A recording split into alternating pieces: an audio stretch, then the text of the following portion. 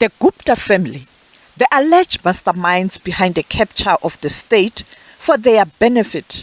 The two Gupta brothers, Atul and Rajesh, have since been arrested in Dubai in the United Arab Emirates.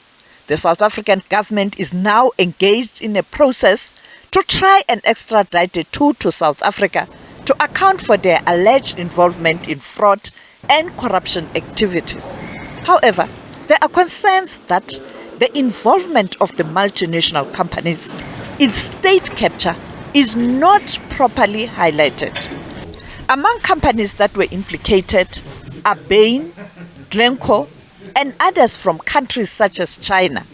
What I'm now expecting from the British government is to say that all companies that operate in the United Kingdom must do so within the normal rules of proper, honest business practice, and that if they get involved in corruption and state capture, as the Zondo Commission report showed had happened to Bain were up to their necks in the corruption and getting enormous fees for it as well, then they must not be allowed to operate in other countries.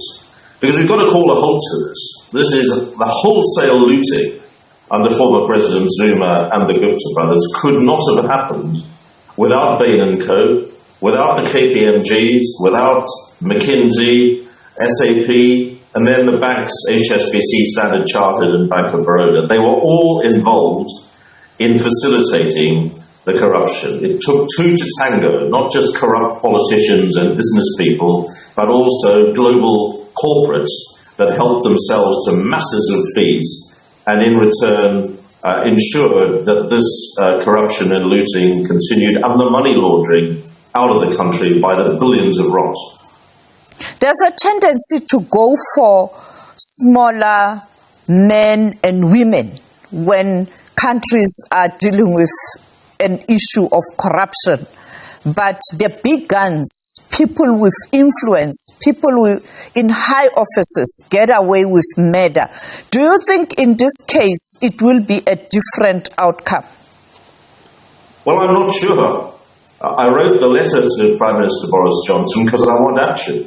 It's no good making speeches in the British Parliament saying we don't like corruption and we don't like money laundering and we've got strict laws and everybody's got to abide by the rules. If companies, if global corporates break the rules in another country, they should be punished at home as well. All of these banks, all of these corporates, including Bain & Company, are either headquartered here in London, from where I'm speaking from the British Parliament, or they have big offices here, and they are supposed to comply with the anti-corruption, anti-money laundering legislation that is on the British statute book. It is the law of the country.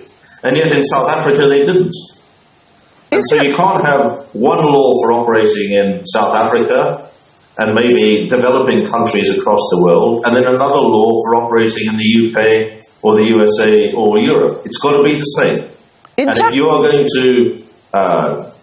going to be complicit and conspire with corrupt politicians to loot as a global corporate, then you should be punished globally as well. That seems to me to be the principle that we've now got to establish in countries like the UK and countries like the USA and across Europe as well, because all of these global corporates are desperate to do business, not just in the South Africas of this world, but in the United States, in the UK, in these big economies.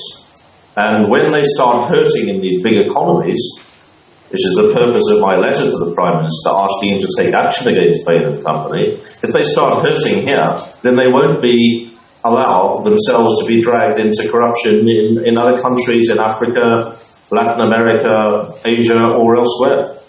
Mining giant Glencore recently entered into agreements with the United States of America and the United Kingdom to pay hefty fines after the company was implicated in fraud and corruption in different countries around the world. Sophie Mkweni, SABC News, Johannesburg.